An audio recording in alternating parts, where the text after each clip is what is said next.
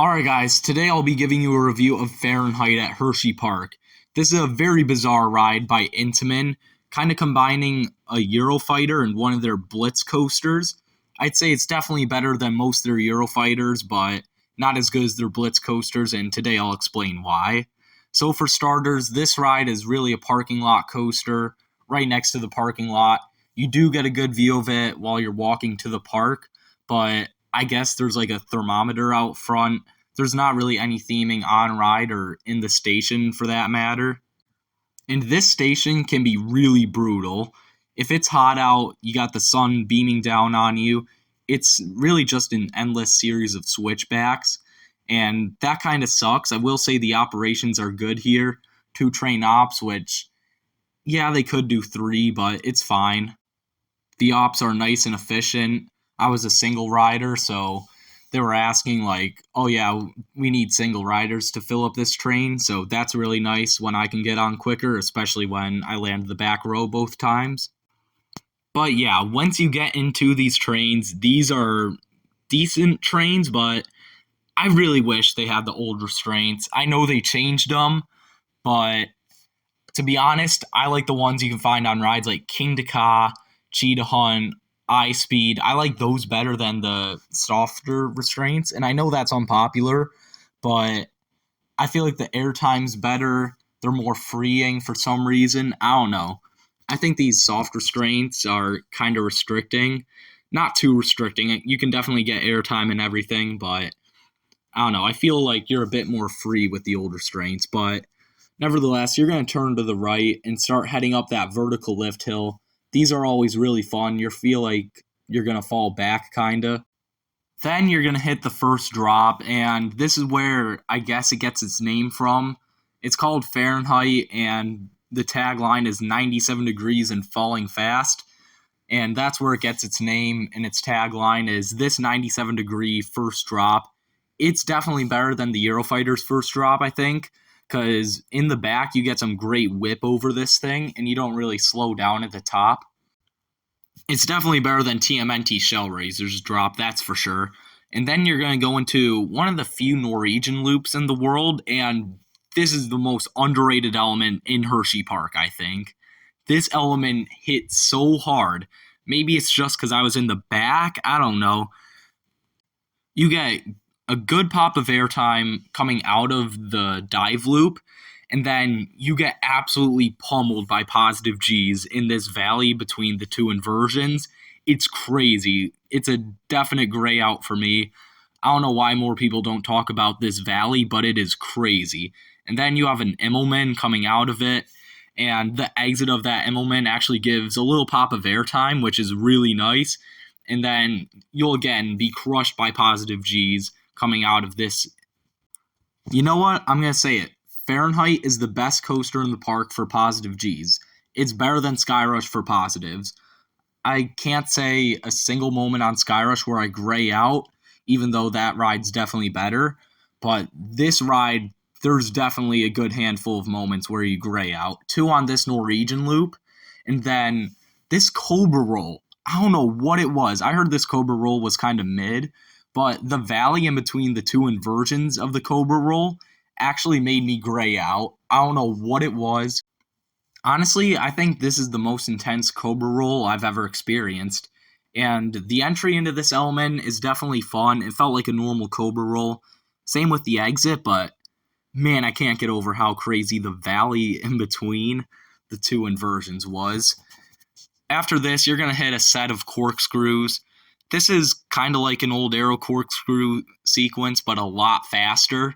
You definitely get some decent whip on these. I was kind of disappointed to not get hang time on this, but whatever. There's really no positive G's on these corkscrews, which, after feeling the Cobra roll and the Norwegian loop especially, I was kind of hoping to get some positives with these corkscrews, but it was pretty void of positives, which, again, was a little disappointing, but understandable. It's kind of a transition element, I guess, because you have to find some way to get back to the finale. And speaking of that finale, you start off with a overbank to the right, which is a really fun moment. Definitely, you feel the speed. It delivers some positives, but it's not crazy. But then you hit the ejector hill. I think this hill's a bit weaker than some say. It's not Sky Rush level or anything, that's for sure. But it's definitely good airtime. I'd say it's on par with. I'd say if you know the second hill on Ride of Steel at Darien Lake or Six Flags America, it's about on par with that, I'd say, which is still a really good moment. Again, not Sky Rush, but definitely the best moment of airtime on the ride, I would say. I'd say even better than the first drop, because, again, you're not really getting that airtime unless you're in the back. And I got pretty lucky getting the back both my rides. So after that, you hit another turn going to the left this time. Not really dishing out too many positives, kind of just getting you back to the brake run. And then you have a step up into the final brakes. I imagine in the front row you get a little something on that. But again, my 2 rides on this came in the back row. I remember from 2017, I think I got a second row ride, and I got a little something on that. But it wasn't anything crazy from what I remember. But again, I could use a re-ride on this thing towards the front. But that's going to be the end of Fahrenheit. You're going to turn to the right into the station, unload, and maybe get back in line if the line isn't huge. And that's what I want to talk about next is the line. I already mentioned before it can be a nightmare waiting in this line if it's long, but I don't think the smart move is heading here first.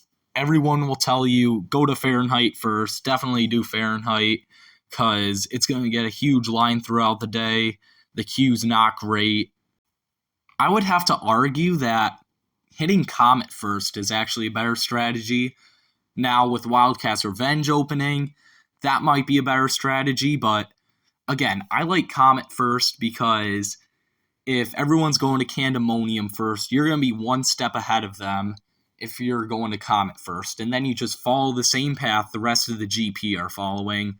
Comet, Super Duper Looper, Sky Rush, Storm Runner, Great Bear, all that. Obviously not in that order because I went out of order there, kind of skipped over Great Bear. But you know what I mean. Follow the normal GP path, except skip Candemonium first and do Comet first. Because, again, for me personally, I think Comet's the second best ride in the park. I know that's an unpopular opinion, that Comet's better than this and Storm Runner and Candy, but I would go there first and make my way back around to Fahrenheit, hopefully a bit before some of the other GP get here. I know it's probably going to have a bit of a wait anyway when you get here, but I'd say if it's less than an hour or maybe even more, I don't know. But assuming everything else has a big line, definitely wait for this because it's definitely worth it.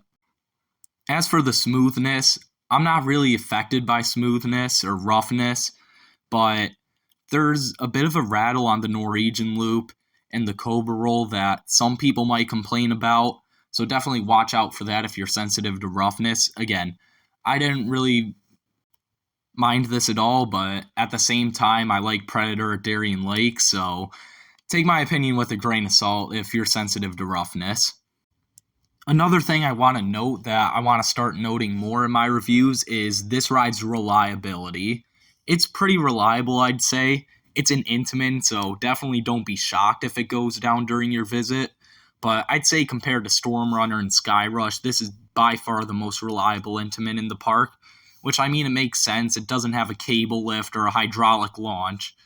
It just has a normal vertical lift, which usually aren't too problematic. But, again, it's an Intamin. Don't be surprised if it goes down. But just wanted to note that because I feel like I should note how reliable a ride is to know what are your chances of getting on it. So, for Fahrenheit's final score out of 1,000, I'm going to be giving it an 860. It's a very good ride. It ranks inside my top 40. I have it over some B&M Hypers even, including the one in the same park. I would say if you're comparing it to Blitz coasters, I mean, maybe Cheetah Hunt or Light of Revenge is worse than it. But I'd say compared to a normal Blitz coaster, it's definitely a lot weaker. But if you compare it to a normal Eurofighter, it's a lot stronger. So that's my review of Fahrenheit at Hershey Park. Let me know what you guys saw of this review down in the comments below. Make sure to like and subscribe, and I'll see you guys next time.